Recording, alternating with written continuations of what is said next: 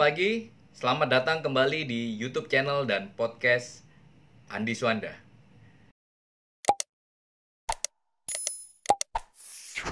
Selamat pagi semua. Jadi ini adalah meeting kita terakhir di tahun ini. Jadi ini sudah di penghujung tahun 2020. Tahun yang sangat luar biasa. Jadi benar-benar tahun yang 15 tahun saya di properti nggak pernah mengalami yang namanya tahun seperti ini. Dan Anda yang masih di sini adalah teman-teman yang sangat luar biasa. Ibu Trisna Yani. Jadi beliau ini adalah manajer BDI dari Rewet Indonesia. Jadi track record beliau itu sudah malang melintang di dunia properti. Bahkan sebelum saya lahir dia sudah malang melintang di dunia properti. Tua sekali saya. Dan dia ini spesialisasi. Jadi dia ini punya keunikan yang lain daripada yang lain, yaitu beliau ini juga bisa dibilang ahlinya Feng Shui. Jadi kalau Rewet Indonesia punya divisi, mungkin nanti kita minta sama Pak Boyke untuk bikin divisi Feng Shui. Jadi Bu Trisna ini mungkin dulu sebelum gabung di Rewet mungkin ahli Feng Shui ya, suhu. Nah, nanti saya cerita. Jadi hari ini dia akan berbicara mengenai Feng Shui. Kenapa kok Feng Shui?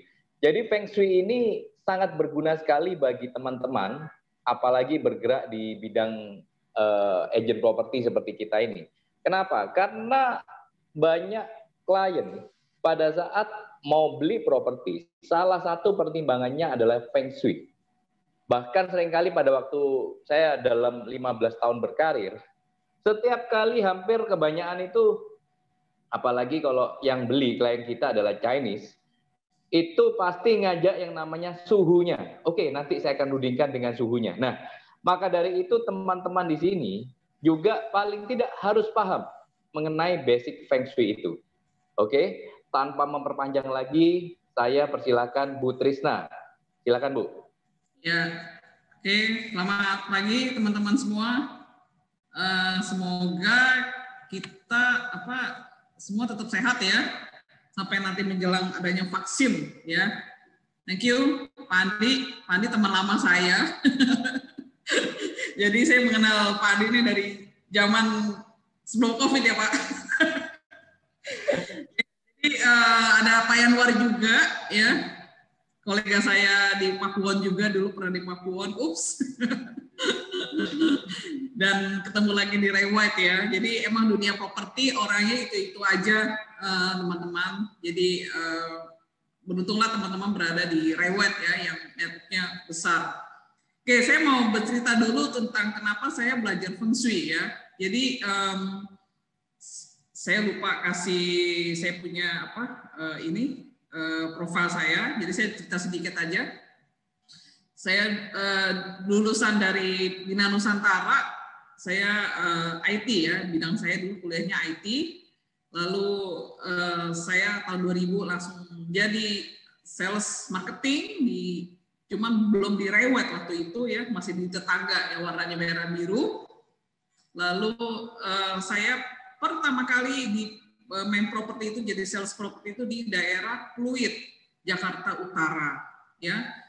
Tahun 2000 sampai 2005 itu saya menjadi sales marketing secondary di 2000 sampai 2003, 2003 sampai 2006 itu saya main primary ya. Jadi kalau Bapak Ibu masuk Paneda Kapuk ada ruko-ruko, kalau sempat jalan-jalan nanti ke Jakarta Paneda Kapuk masuk ruko-ruko itu ada ruko pertama Metro Broadway itu adalah dulu tim saya yang jualan ya. Jadi saya pertama main secondary dulu, lalu main primary. Nah, saya akan cerita kenapa saya mendalami Feng Shui. Sebenarnya keluarga saya tidak ada yang percaya ataupun mempelajari tentang Feng Shui.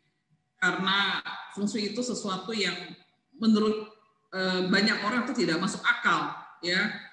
Nah, ternyata pas saya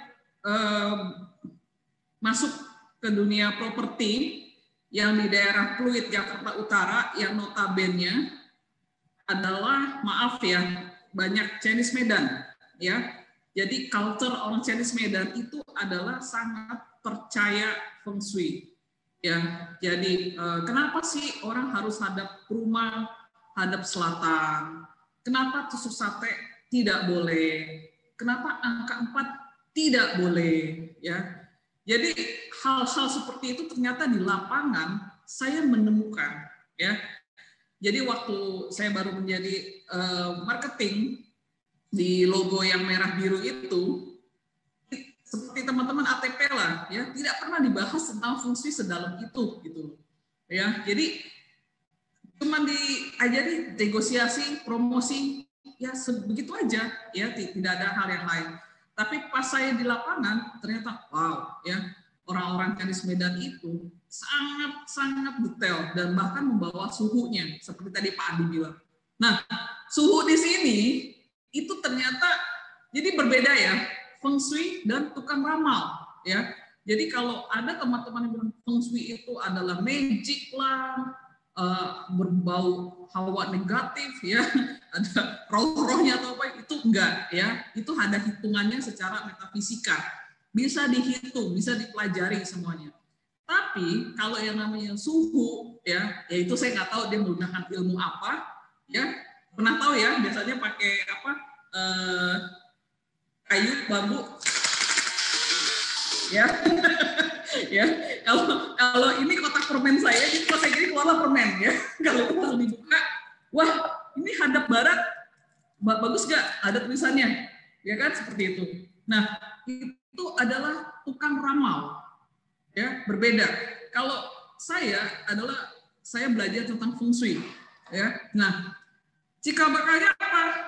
Banyak penolakan, banyak kegagalan saya transaksi dengan alasan apa? Wah, ini tanahnya jelek, tanahnya ada roh halus, tanahnya ada penunggu, ya. Terus saya mau hadap selatan, mau hadap selatan. Kalau nggak ada selatan, saya nggak mau beli, ya. Itu membuat saya pusing, ya. Kenapa sih orang harus hadap selatan?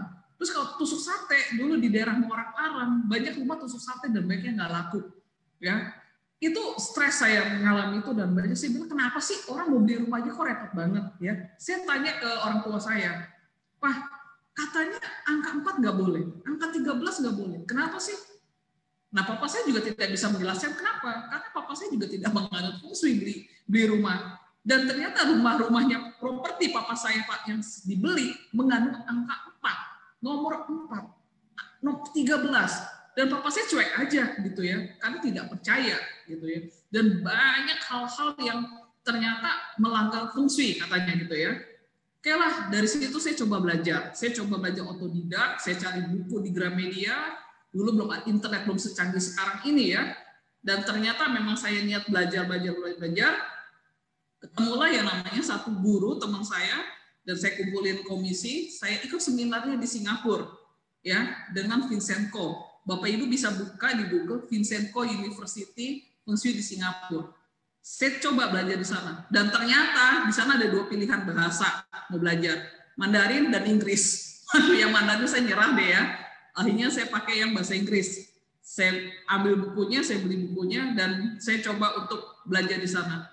Dan hari ini saya akan merangkumkan apa yang saya pelajari ya tentang feng shui itu. Jadi ini masih sifat dasarnya aja yang saya share ke teman-teman.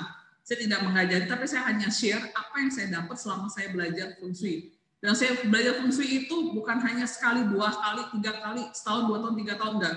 Tapi saya sampai hari ini pun saya masih belajar, ya, karena bukunya tuh tebel banget ya. Kok kayak belajar kungfu tuh kitabnya tuh banyak sekali ya. Dan saya hanya praktisi ya, praktisi feng shui, tapi saya tidak menjalani feng shui itu 100% walaupun saya tahu. Kenapa? Pusing ya, karena semuanya harus diatur-atur. Ya, saya hanya mengambil garis besar aja. Oke, saya akan memulai. Jadi perlu banget buat orang properti kita hanya sekedar tahu. Dan saya senangnya banyak sekali teman-teman yang sudah saya bantu dan berhasil.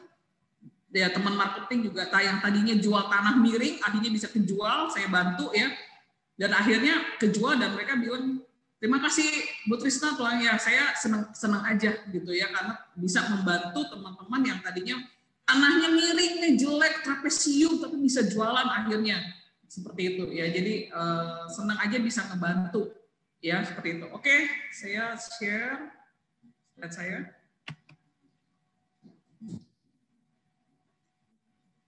Oke, ini kenapa slide-nya nggak jalan ya? Oke.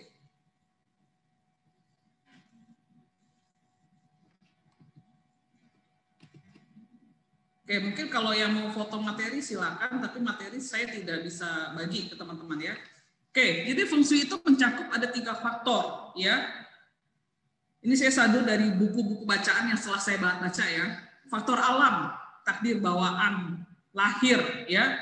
Jadi kalau ada orang mengatakan nasibku udah jelek nih di bawaan lahir, itu jangan percaya ya, itu bisa dirubah ya. Lalu karma yang terbentuk, karma nasib kita itu bisa dirubah selama perjalanan kita hidup. Lalu faktor bumi ya, faktor bumi dukungan dari Feng Shui lingkungan. Lalu faktor manusianya sendiri, usaha, lahiriah, unsur manusia dan sosial relasi. Ini artinya apa? Jadi kalau Feng Shui itu tidak harus melulu kita sudah di faktor mati plek ya, kita tidak bisa berubah. Wah, ini dari garis tangannya ya, Anda orang susah nih, ya. Dari garis tangannya, Anda nggak cocok di properti, misalnya.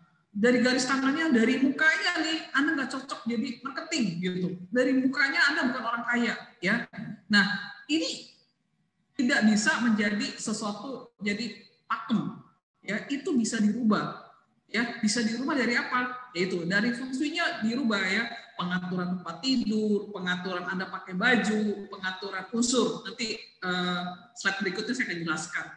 Jadi Feng Shui itu ada 3 faktor ya, dari faktor alam ya, bumi, manusia. Nah, 3 faktor ini kalau kita selaraskan, itu hidup kita akan lebih baik ya. Jadi Feng Shui itu bukan Tuhan yang merubah nasib Anda.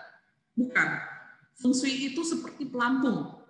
Jadi ketika analoginya, ketika Anda kapal, Anda jatuh tenggelam, Anda pakai pelampung, ya, Anda tetap basah di laut. Tapi Anda tidak tenggelam. Kenapa? Ada pelampungnya. Nah, kita harus samakan persepsi itu dulu. Feng Shui itu seperti pelampung. Feng Shui itu bukan Tuhan yang saya bernasib buruk nih, panggil tukang Feng Shui, berubah. No, enggak. Tidak bisa, ya. Tidak bisa. Jadi Feng Shui itu bukan Tuhan. Feng Shui itu hanya sebagai pelampung. Anda tetap basah bajunya, tapi tidak tenggelam. Ya, kita harus persamakan persepsinya itu dulu. Karena kalau Anda dari awal tidak sama, nanti Anda berpikir, Feng Shui itu seperti Tuhan ya. Bukan, salah ya. Salah besar. Ya, jadi seperti pelampung. Oke, next ya. Nah, perhitungan Feng Shui sebenarnya bisa dilihat dari mana? Unsur pribadi.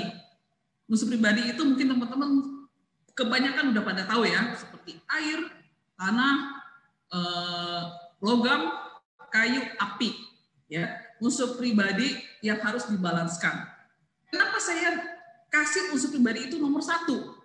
Ya, nanti saya akan jelaskan kenapa unsur pribadi lebih penting daripada arah. Ya, saya akan jelaskan nanti. Oke, kedua adalah pria, suami atau ayah. Jadi kalau orang mau beli rumah, ya, beli apartemen, beli properti yang harus berbau properti, menghadap arah tanahnya itu, dia harus apa? Mengikuti arah suami, ya, ayah, atau anak cowok, ya, anak pria. Jadi kalau dalam keluarga, ya, tidak. Pria, suami, ayah. Kenapa? Karena itu adalah unsur yang dominan. Ya. Oke, yang ketiga adalah pertimbangan penghasilan keluarga. Maksudnya apa? Misalnya, ya, suami istri, ya, bekerja bersama. Ya. Lihat penghasilan paling tinggi siapa? Suami atau istri? Ya. Oke lah, kita lihat faktor kedua adalah pria, suami, ayah. Tapi kalau penghasilan suaminya ini lebih kecil daripada si istri, berarti istri lebih besar ya penghasilannya. harus mengikuti arah terbaik istri, bukan arah suami, ya, arah istrinya, seperti itu. Terus lalu kalau misalnya dalam satu keluarga itu anak yang membeli rumah untuk mereka pindah dari satu keluarga, tapi anak yang membeli rumah dan anak yang paling besar penghasilannya, anak inilah yang arah anak inilah yang akan diikutinya, ya. Jadi dilihat penghasilan terbesar seperti itu. Jadi tidak harus melulu ayah terus atau suami atau pria, tapi faktor yang ketiga lihat lagi penghasilan keluarga. Lihat tadi penghasilan keluarga yang paling besar. Oke, nah yang terakhir adalah perbuatannya manusianya itu sendiri. Jadi misalnya ya, saya dulu pernah ada klien ya, panggil Feng Shui, beneran guru saya datang mengatur rumahnya sesuai demikian rupa. Lalu sebulan, 2 bulan, 3 bulan, 6 bulan dia bilang apa? Kok nasib saya masih belum berubah ya? Bisnis saya masih belum maju, ya, keluarga saya masih berantakan. Ternyata Feng Shui itu nggak bisa nolong. Ya memang Feng Shui itu nggak akan bisa menolong kalau perbuatan kita itu kita masih menjalankan dosa. Ya, kita masih menjalankan karma buruk kita masih menjalankan membayar hutang karma kita, ya. Jadi Feng Shui itu nggak akan berlaku kalau kita orang jahat banget, ya, tidak pernah menghargai orang seperti apa ya, itu Feng Shui tidak berlaku. Jadi yang tadi saya bilang fungsi itu hanya sebagai pelampung, bukan mengubah nasib Anda menjadi baik lagi atau menjadi lebih hoki lagi, tidak, tapi sebagai pelampung, ya. Karena semua dilihat dari 4 faktor ini, unsur pribadinya kita. 5 unsur harus balance, ya. Lalu kedudukan pria, suami, ayah, ya, gender. Yang ketiga adalah pertimbangan penghasilan keluarga. Lalu perbuatan manusianya sendiri, ya. Oke, kita lihat yang tadi saya bilang apa itu unsur, ya. Ternyata unsur ini, ya, apa maksudnya, hubungannya terhadap kita punya laki, kita punya hoki, kita punya kesehatan itu sangat menunjang daripada arah. Jadi kalau ada klien, ya, yang bilang saya menghadap selatan, ya, saya menghadap utara, saya selalu bilang sama klien saya apa? Pak, Bapak atau Ko, ya, kalau di utara dulu biasa namanya Ko, ya, Ko hadap selatan itu tahu dari mana? Nilai kuatnya berapa? Nilai kuatnya berapa? Ya, lalu Koko lihatnya di mana? Ya, nah dari situ kalau dia tidak mengerti nilai kuat KUA, berarti dia bukan tukang Feng Shui, dia tukang ramal, ya. Pakai ini, ya, tukang ramal, ya. Nah, kalau kita ke tukang Feng Shui, pasti akan dilihat adalah unsurnya, ya.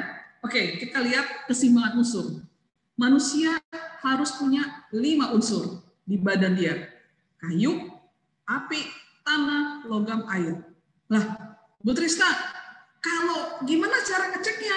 Ya, saya ada programnya, jadi saya beli khusus programnya dari Singapura, ya, di komputer saya, komputer lama saya, itu pakai tanggal lahir, jam, jadi data lahirnya lengkap, ya, bulan, tahun, tanggal, jam, ya, harus ada jamnya.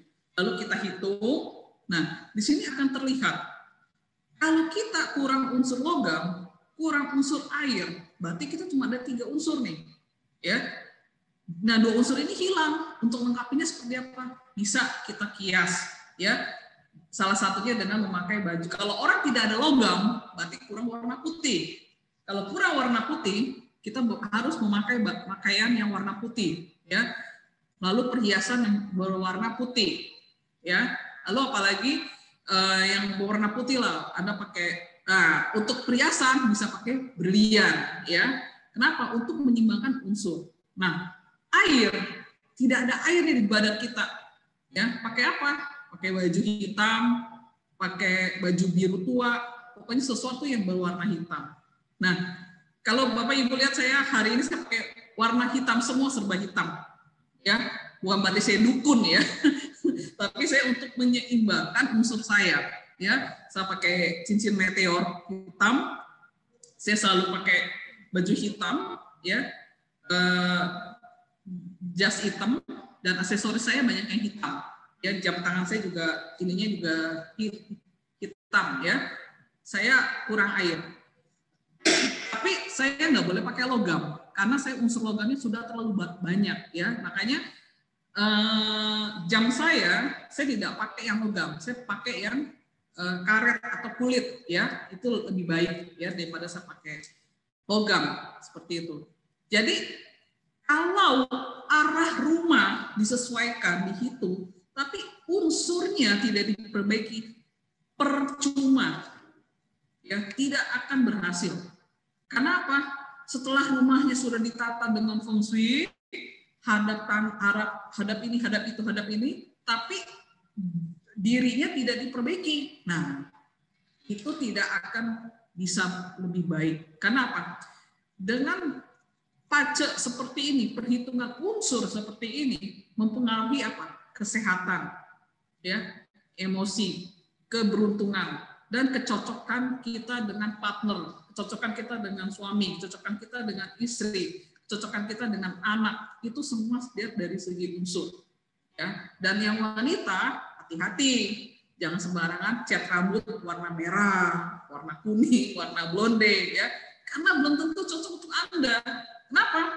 Kalau Anda unsurnya kebanyakan unsur api di dalam diri Anda cat lagi warna merah, warna kuning, blonde, itu akan menambah unsur api di dalam diri Anda dan membuat Anda emosinya semakin tinggi. Nah, kalau emosi semakin tinggi mempengaruhi kesehatan. Apa itu? Ya, bisa darah tinggi, ya, dan juga bisa stroke mungkin.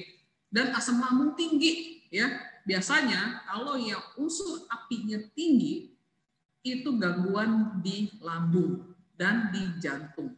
Seperti itu. Karena asam lambungnya tinggi, ya. Produksi asam lambungnya sangat tinggi. Kalau yang kurang unsur air, biasanya kesehatan di ginjal itu terganggu, ya.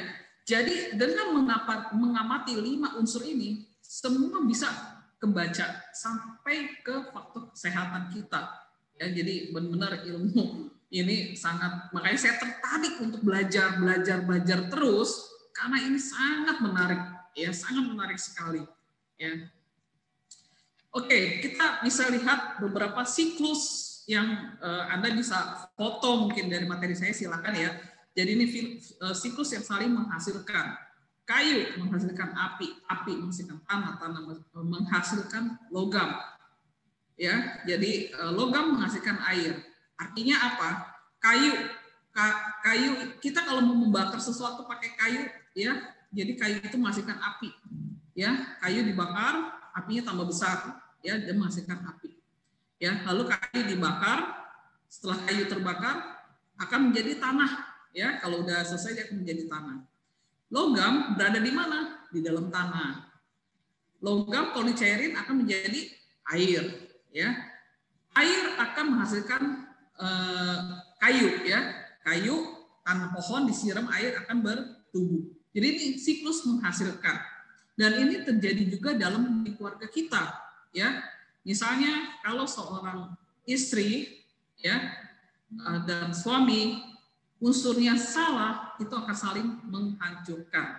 Kita lihat seperti ini. Siklus menghancurkan, ya. Logam menghancurkan kayu, kayu akan menghancurkan tanah, yang melakukan tanah. Tanah, ya, akan hancur oleh air, longsor, ya, longsor. Dan air bisa memadamkan api, ya. Dan api akan melelehkan. Jadi ini siklus menghancurkan. Artinya apa yang tadi saya bilang?